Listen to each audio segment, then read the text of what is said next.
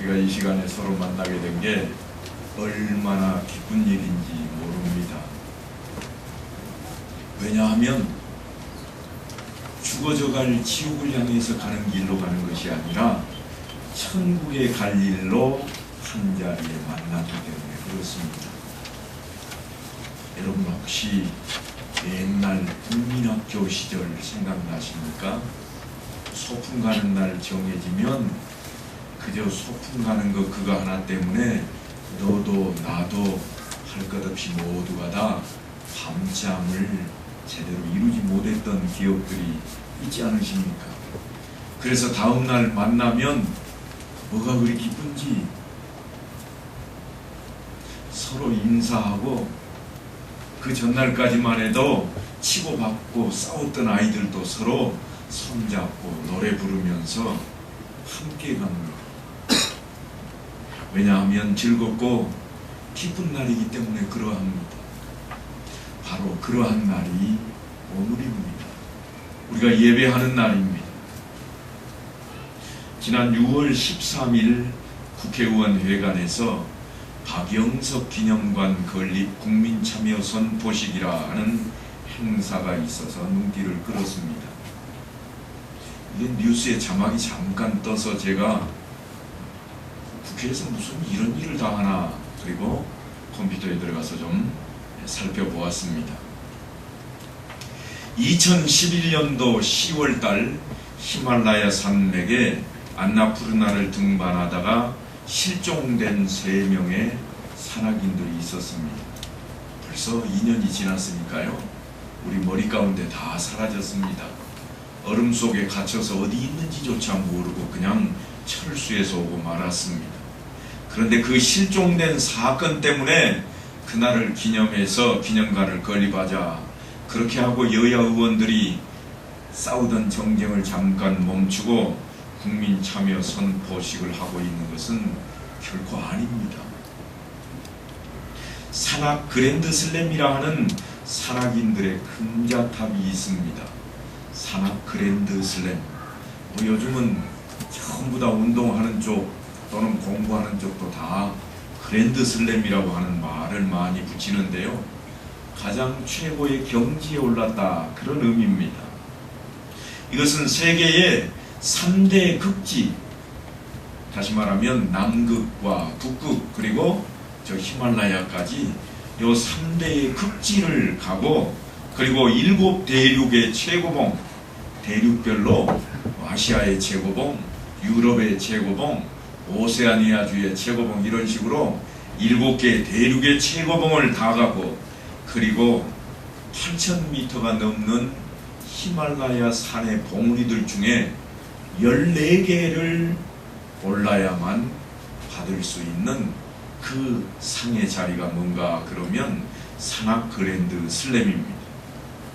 그런데 그 상을 제정해 놓고 처음으로 누가 받았는가 하니까 2005년도 5월 달에 42살 먹은 박영석 씨라고 하는 한국 사람이 그 기록을 달성을 했습니다. 세계가 깜짝 놀랐습니다. 등산에 대해서 별로 알지도 못하다가 최근에 가서 등산을 시작한 한국이 세계에서 최초로 그 일을 해냈거든요. 장비가 최고로 좋아서도 아니었습니다. 장비는 미국이나 혹은 영국이나 독일 사람, 스위스 사람들이 훨씬 더 좋은 장비를 가지고 있었는데도 그들은 이 일을 해내지 못했습니다. 그런데 한국 사람이 그 일을 해낸 겁니다. 아마도 인간으로서 할 수 있는 최고의 극한을 이겨내고 달성한 그런 기록일 것입니다. 그래서 모든 사람들에게, 우리나라에는 별로 알려지지 않았습니다만 박영석이라고 하는 사람이 특별히 저 유럽 지역에, 스웨덴이나 독일 지역에서는 유명 인사가 되었고 그들에게 자부심과 긍지를 심어주게 되었다고 하는 것입니다.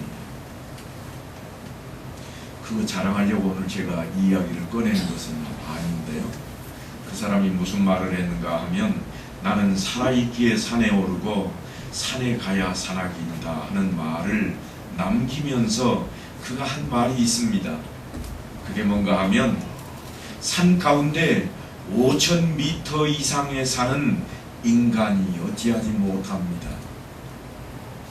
5,000m 이상이 되는 그 산은 인간이 어찌하지 못하고 하나님의 영역입니다.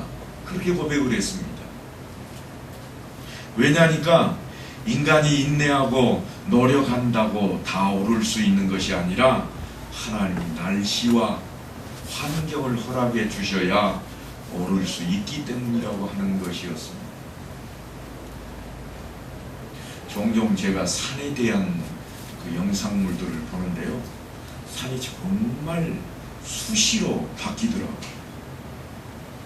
높은 산일수록 불과 1분도 안 돼서 안개가 끼었다가 1분 뒤에 환하게 비쳤다가는 다시 또다시 구름이 몰려오고 비가 쏟아지고, 그 다음에 높은 산은 이 얼음이 얼어있다가 비가 내려버리면 녹아가지고 사람이 서 있을 수조차 없는 그런 곳이 되어버리고 많은 것이었습니다.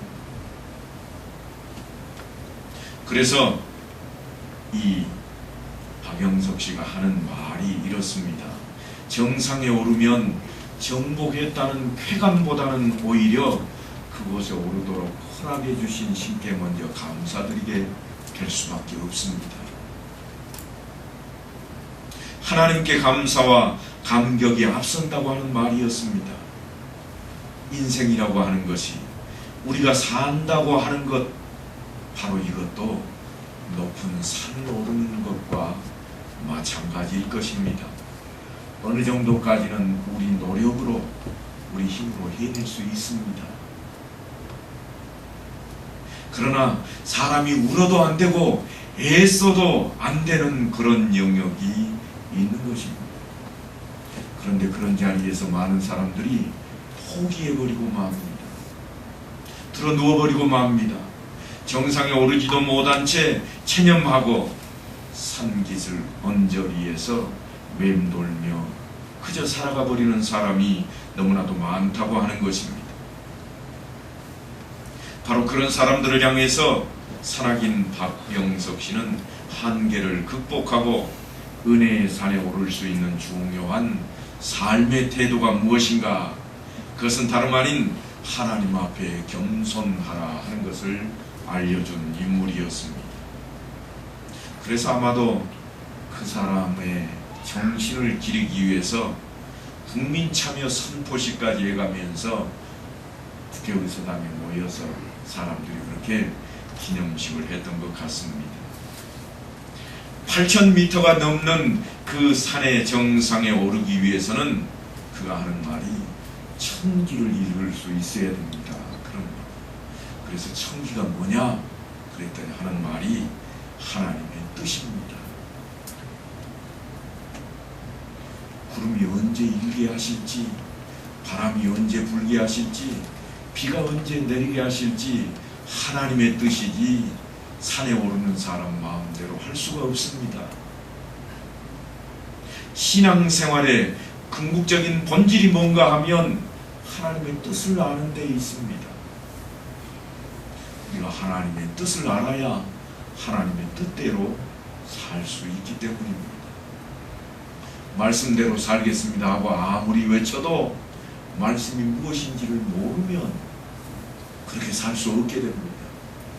뜻대로 하겠습니다, 뜻대로 하옵소서 아무리 찬송을 불러도 뜻이 무엇인지를 모르면 그 길로 갈 수가 없습니다. 그 길로 갈 수가 없습니다. 예수 믿으면 천국에 갑니다 아무리 외치지만 예수가 누군지조차 모르고 믿지 않는 사람은 결코 갈 수가 없는 길입니다. 그러므로 우리에게는 성령의 도우심이 절대적으로 필요합니다. 성령께서는 깊고 깊은 하나님의 뜻을 깨닫게 하시고 우리가 하나님과 하나 되게 하십니다. 주님께서도 우리가 하나 된 것 같이 그들도 하나가 되게 하려 함이니이다 하고 아버지 앞에 기도했습니다. 아버지 하나님, 나와, 다시 말하면 아들인 예수 그리스도와 아버지인 하나님, 똑같은 하나님이시지만 우리가 하나인 것처럼 내가 저들과도 하나가 되기를 원합니다. 그래서 우리 인생들이 하나님과 하나가 될 것을 호소했다고 하는 것입니다. 포도나무 비유를 통해서 주님께서는 그것을 우리에게 이르십니다. 뭐라고 하시는가 하면 내 안에 거하라 나도 너희 안에 거하리라. 가지가 포도나무에 붙어있지 아니하면 스스로 열매를 맺을 수 없음 같이 너희도 내 안에 있지 아니하면 그러하리라. 그렇게 말씀을 합니다. 전에도 말씀을 드렸지만 포도나무 비유는 틀림없이 예수님과 우리 사이에 어떤 모습이 아닌가 하는 것을 그대로 드러내놓은 것입니다. 신앙생활에도 넘어야 할 산들이 있습니다. 우리에게는 어떤 산들이 있을까요? 아브라함은 자기 앞에 있는 산 하나를 넘는데 13년이라는 세월이 걸렸습니다. 원래 아브라함은 하나님의 약속을 믿음으로 하나님의 의를 얻은 몸입니다. 이신칭의의 은혜를 입었던 그러한 몸입니다.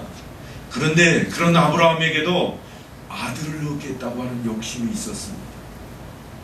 내 소원은 아들을 얻는 것입니다. 상속자가 있는 것입니다. 그래서 어떻게 했는가 하면 인간적인 방법을 동원하게 되었고 그로 인해서 예기치 못했던 복잡한 일에 휘말리게 되었습니다. 우리가 전 시간에 살펴보았던 내용들입니다. 하갈을 통해서 이스마엘을 얻었지만 그로 인해서 갈등과 불화의 그림자에서 도저히 벗어나지 못합니다. 하나님보다도 기복적으로 하나님을 이용해서 땅의 것을 어떤 것을 얻으려고 하는 사람이 겪을 수밖에 없는 그런 길입니다. 필연입니다.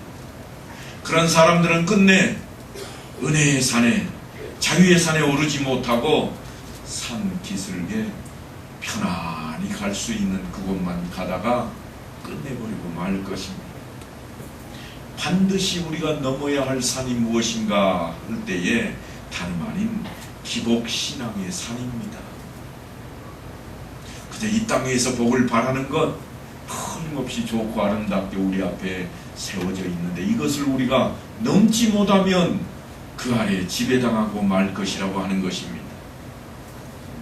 아브라함이 믿음의 조상으로 남을 수 있었다고 하는 것은 다름 아닌 이 기복신앙의 산을 넘었기 때문입니다. 이스마엘을 하갈을 통해서 낳았을 때 아브라함의 나이가 몇 살이었는가 그러면 86세였습니다. 그로부터 13년 동안이나 하나님께서는 그에게 그림자도 보여주지 않으셨습니다. 하나님 마음이 섭섭하셨던 겁니다. 그래서 얼굴은 고사하고 그림자도 그가 하나님을 만나 뵐 수가 없었습니다. 하나님께서는 그에게 나타나지 않게 되어버렸습니다. 그럴 때 아브라함이 어땠을까요? 성경에는 그에 대해서 침묵하고 알려주는 내용이 없습니다. 하지만 우리가 이어지는 성경 말씀을 통해서 미루어 짐작을 해볼 수가 있습니다.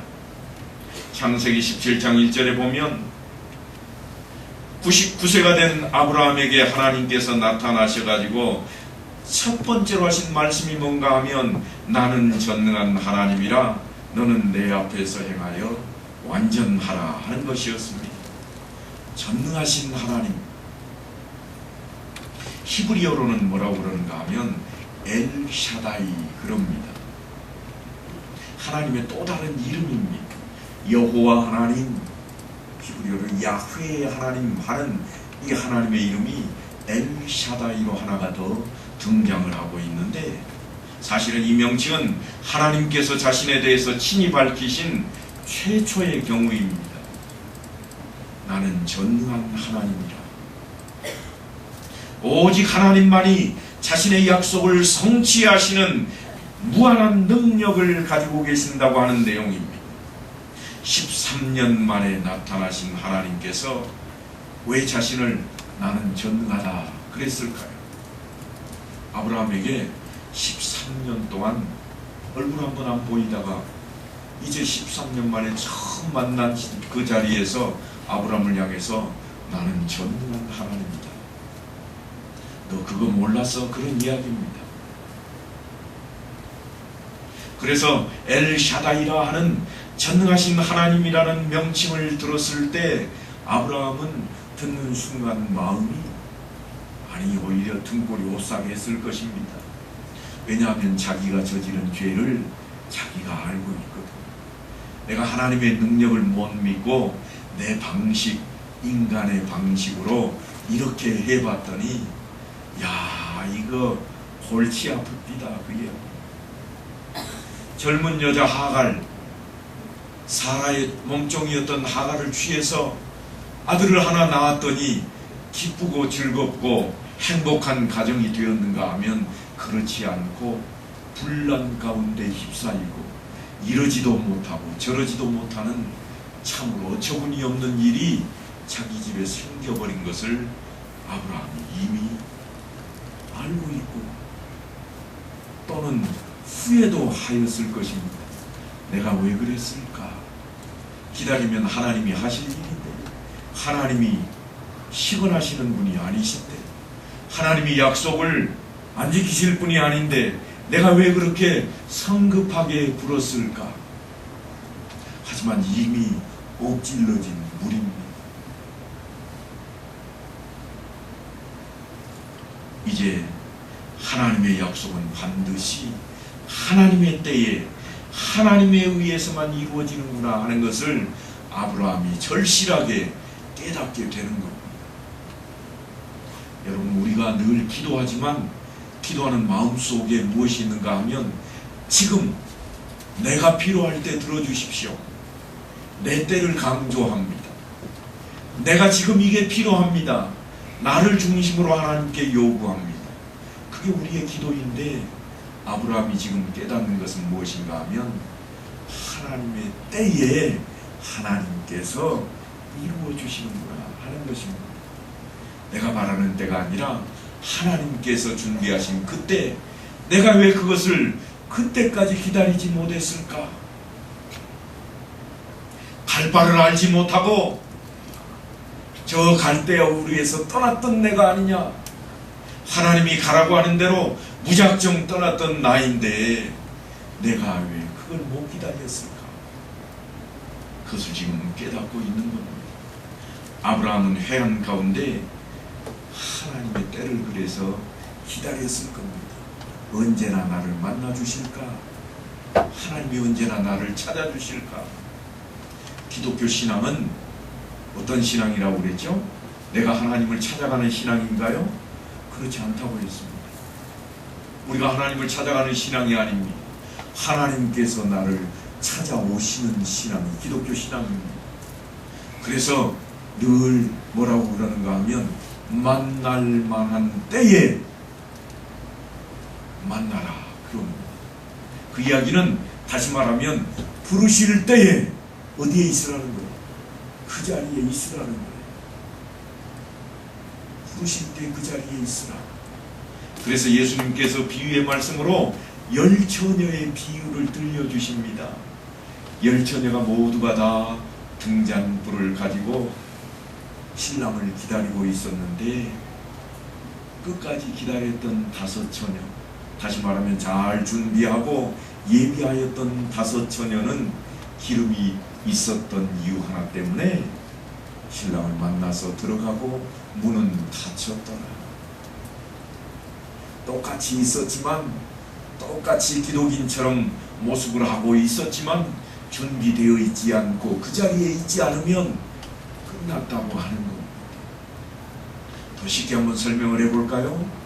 제가 만약에 오늘 선물을 준비했다면 오늘 선물을 누구에게 드릴까요? 틀림없이 여기 있는 분들에게 드릴 겁니다. 그러면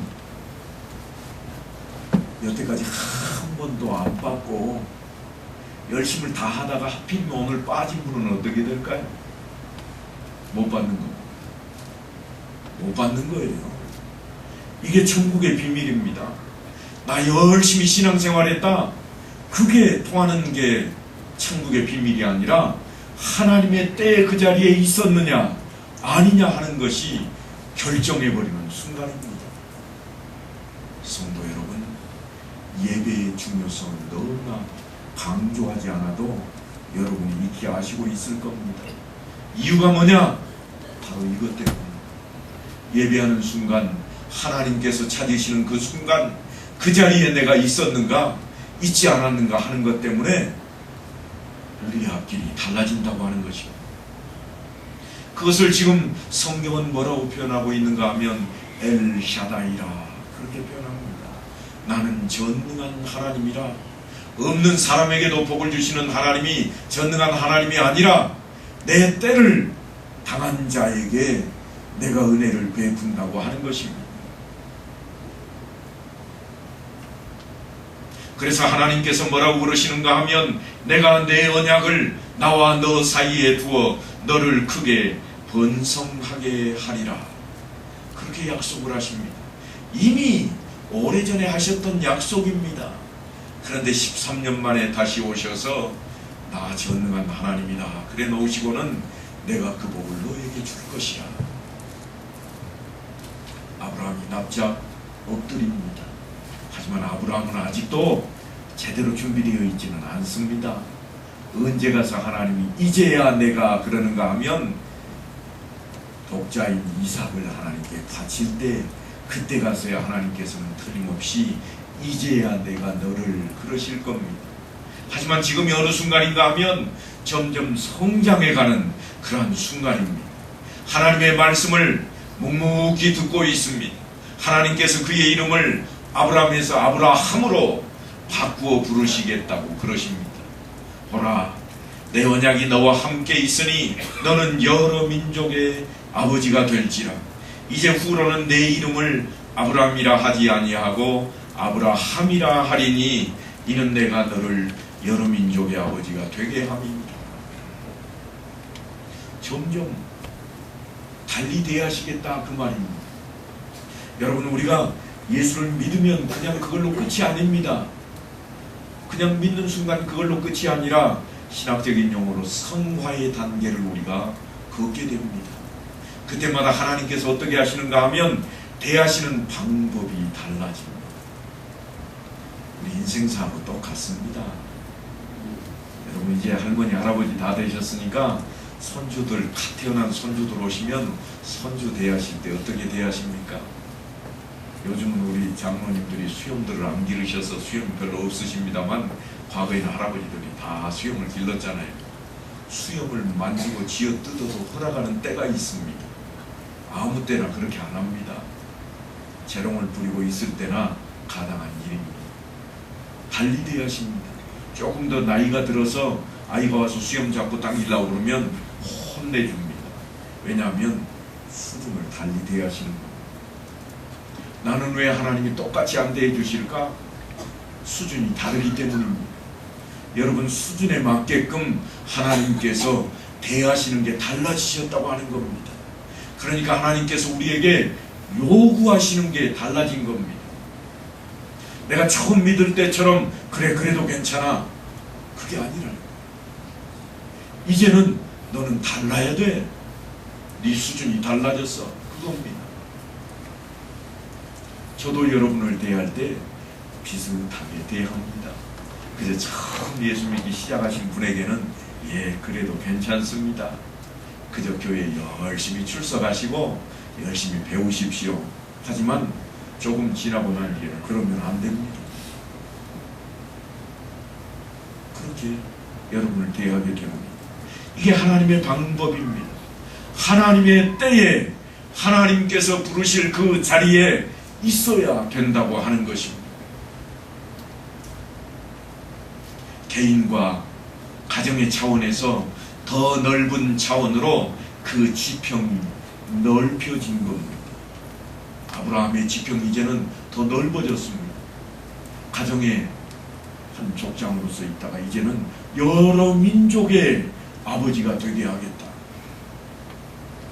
교회도 마찬가지입니다. 교회도요, 그냥 일반 성도로 있을 때 하고 서리 집사로 있을 때 하고 본산 안수 집사로 있을 때하고 장로로 있을 때하고 격이 달라지는 겁니다. 몫이 달라집니다. 어느 정도까지 허용할 것인가 하는 것이 전혀 다른 차원이 됩니다. 에이, 아직은 이제 서리 집사 첫 해인데 뭐 조금 더 기다리면 나아질 거야. 그런 것하고 안 됩니다. 목사가 어찌 그럴 수 있습니까? 하는 것하고는 전혀 다른 겁니다. 전혀 다른 겁니다. 여러분은 너무 쉽게 생각할 수 있습니다. 교회 직분을 맡았음에도 불구하고 세상 사람들과 함께 어울려서 술 마시고, 혹간에는 아직은 내가 신앙이 부족해서 담배도 태우고 그런 분들도 있는 것을 제가 종종 대하게 됩니다. 그런데 여러분, 한번 입장을 바꿔놓고 한번 생각해 보십시다. 엄다교회 목사가 오늘 오후에 나가서 술자리에 앉아서 술 한잔 하면 여러분 어떡하실랍니까? 그러고도 목사야? 아니, 그 정도로 안 끝날 겁니다. 길길이 뛰고 달려와서 전부 와서 멱살잡이를 하든지 어떠든지 당장 쫓아내버릴 겁니다. 그러지 않으시겠어요? 그게 신앙입니다. 수준에 맞게 대하는 겁니다. 교회 직분이라고 하는 것은 바로 그 선에 들어선 겁니다. 그것을 착각하시면 안 됩니다. 아직은 서리 집사인데요. 서리 집사를 우습게 여기지 마십시오. 1년 동안 안수 집사와 똑같이 취급하겠다고 하는 것이 서리 집사입니다. 그걸 잊으시면 안 됩니다. 지금 여러분은 여러분의 지평이 넓혀진 겁니다. 교회라고 하는 이름으로 한 가정에서 있던 것보다는 훨씬 넓은 차원으로 넓혀졌다고 하는 것입니다. 구역의 차원도 이미 넘어섰습니다. 온 교회 차원으로 넓혀진 겁니다. 머리가 예수 그리스도가 되신 교회라고 하는 차원으로 넓혀져 있습니다. 이름을 바꾼다고 하는 것은 본질이 바뀌었다고 하는 것을 의미합니다. 왕이 신하들에게 자기를 수여하듯이 하나님께서 아브라함을 지금 여러 민족의 아버지라 그렇게 세우고 있습니다. 그리고서는 본문을 통해서 아브라함과 그와 함께한 모든 남자들에게 그 징표로 할례를 행하라 그럽니다. 그냥 놔두고 말만 해가지고는 안 되겠다. 표식을 좀 가지고 있어서 표식을 대할 때마다 너희들이 좀 깨달아야 되겠다. 하가를 택할 것이냐? 아니라 표식을 남겨라. 그러면 하가를 대하지 않을 것이라. 그게 오늘 본문에 담겨있는 내용입니다. 언약의 표징으로 삼으라고 하는 겁니다. 그러니까 할례라고 하는 것은 하나님의 백성된 표식입니다. 아브라함은 하나님의 명령을 그대로 시행하였고 비로소 하나님의 백성이 된 것입니다. 고향과 친척과 아버지 집을 떠나서 하나님의 지시하는 그곳으로 향해 떠나온 지 24년 만의 일입니다. 24년 만에 약속을 이루게 된 것입니다. 그런데 우리는 기도하고 얼마 만에 받기를 원하십니까? 오늘 기도하면 내일은 이루어지기를 바라는 게 우리의 소원이지만 하나님의 때는 이처럼 따로 있다고 하는 것입니다. 그런데 하나님께서 왜 아브라함이 99세가 되어서야 할례를 명하시고 자녀로 삼으셨을까요? 떠나올 때 그냥 해버리시지. 이것은 하나님께서 아브라함에게 힘이, 자기 자신으로 할 수 있다고 하는 그 힘이 조금이라도 남아있는 것을 다 없애기까지 기다린 겁니다. 이제는 내 힘으로 하면 안 되겠다. 이 마음을 품을 때까지 기다렸다고 하는 것입니다. 겸손하게 하나님 앞에 무릎을 꿇을 때 드디어 하나님의 때가 그 앞에 시작이 되었습니다. 그러니까 아브라함이 할례를 받았다고 하는 것은 이제 내 손으로, 내 생각으로 하는 것이 아니라 그런 힘은 이제 전혀 없고 하나님 힘으로만, 하나님께서 허락하신 능력으로만 하겠다고 그렇게 고백하는 것. 더 쉽게 설명하자면 할례라고 하는 것은 하나님의 족보에 내 이름을 올려버리는 것. 내가 세상에 내 혈족에 따라 족보에 이름이 있었는데 이 호적을 파다가 하나님의 족보의 양자로 올려버리는 겁니다. 그러면 이후로는 내가 하나님의 아들로 살겠다고 하는 그런 약속이 되는 것입니다. 나의 존재가 완전히 바뀌었습니다. 하나님 앞에 온전히 나를 드리는 것입니다. 이제 고향과 친척과 아버지의 차원을 넘어서 여러 민족의 아버지로 그렇게 새로운 하나님의 나라를 세우는 일 가운데 첫 삽을 뜨게 된 것입니다. 기공식을 했다, 그런 의미입니다. 할례는 그만큼 중요합니다. 로마서 3장에 가면 사도 바울이 이렇게 묻고 있습니다. 그런즉 유대인의 나음이 무엇이며 할례 유익이 무엇이냐? 범사에 많으니 우선은 그들이 하나님의 말씀을 맡았음이라. 우리말로 바꾸면, 우리식으로 바꾸면 그리스도인의 나음이 무엇이냐, 세례의 유익이 무엇이냐 하는 것입니다. 여러분 스스로에게 한번 물어보십시오. 내가 세례받고 무엇이 득을 보았을까? 근데 사도 바울이 많이 득을 봤다 그럽니다. 그 본질적으로 다르다. 뭐라고 그러는가 하면 우선은 그들이 하나님의 말씀을 맡았음이니라. 여러분 아무리 적은 일이라도 책임을 맡으면 부담스럽습니다. 그런데 하나님의 말씀을 맡은 것은 최고의 특권입니다. 여러분 은행에다 돈 맡기는 걸 뭐라고 그러죠? 예? 예금이라고 그러잖아요. 하나님의 말씀이 뭐예요? 성경 아닙니까? 하나님의 말씀을 맡는 것은 뭐라고 그럴까요? 제가 답을 알려드렸잖아요. 하나님의 말씀을 맡는 것은 뭐예요? 예언. 우리는 예언 그러면 점쟁이들이 앞으로 다가올 세상에 대해서, 앞일에 대해서 좀 미리 알려주는 것, 이쯤으로만 생각하는데 성경에서는 예언을 뭐라고 설명하고 있는가 하면 예언은 하나님의 말씀을 맡은 것이라. 말씀을 맡은 것이라 그럽니다. 맡았으니까 어떡하라고 하는가 하면 너희는 말씀을 맡았으니 말씀을 전하라, 그 이야기입니다. 사도 바울이 이렇게 얘기합니다. 사랑을 추구하며 신령한 것들을 사모하되 특별히 예언을 하려고 하라. 예언이 뭐냐 하고 봤더니 하나님의 말씀을 맡았음이니라. 우리는 예언하려고 하라, 그 이야기를 늘 생각할 때 남들이 모르는 것 좀 미리 알려주는 것 좀 하라, 그렇게 생각하고 있는데 사도 바울은 너희가 예언하려고 하라 그래 놓고는 뭐라고 그러는가 하면 하나님의 말씀을 맡은 것이다. 하나님의 말씀을 맡은 것, 그것은 다시 말하면 하나님의 말씀을 전하는 데에 목적이 있다고 하는 것입니다. 하나님께서는 왜 우리에게 말씀을 맡기셨을까요? 그것은 마치 우리가 돈을 은행에 맡기는 것과 똑같습니다. 첫째로는 자기 자신의 유익을 위해서입니다.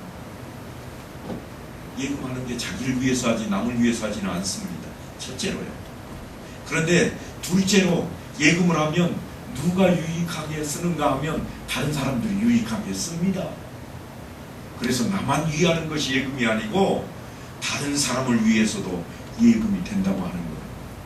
하나님의 말씀을 맡은 것은 그러니까 나만 위한 게 아니라 다른 사람을 위해서도 하나님의 말씀을 맡은 것입니다.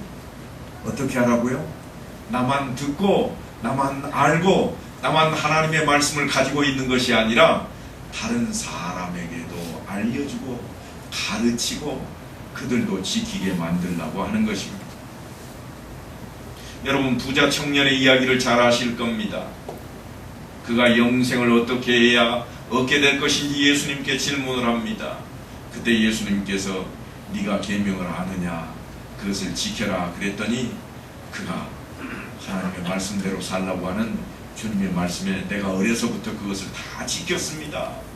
그랬더니 주님께서 뭐라고 그러는가 하면 네게 아직 한 가지 부족한 것이 있는데 그것이 뭔가 하면 가서 너 가지고 있는 재산 다 팔아서 나눠 줘버리고 내게로 오너라. 그랬더니 그가 근심하며 돌아갔습니다. 청년이 근심하면서 떠나가는 것을 보고 예수님께서 제자들에게 그러십니다. 재물이 있는 자가 하나님 나라에 들어가는 것이 이렇게 어렵다. 낙타가 바늘기로 들어가는 것보다 더 어렵다. 그랬더니 제자들이 깜짝 놀랍니다. 그럼 우리도 아무도 못 들어가겠네요. 그랬더니 예수님께서 사람으로는 할 수 없으되 하나님으로는 그렇지 아니하니 하나님으로서는 다 하실 수 있느니라. 그렇게 말씀을 합니다. 그래서 이 말을 듣고 있던 베드로가 뭐라고 그러는가 하면 주님 우리는 다 버리고 왔습니다. 우리는 괜찮겠지요? 하는 이야기죠.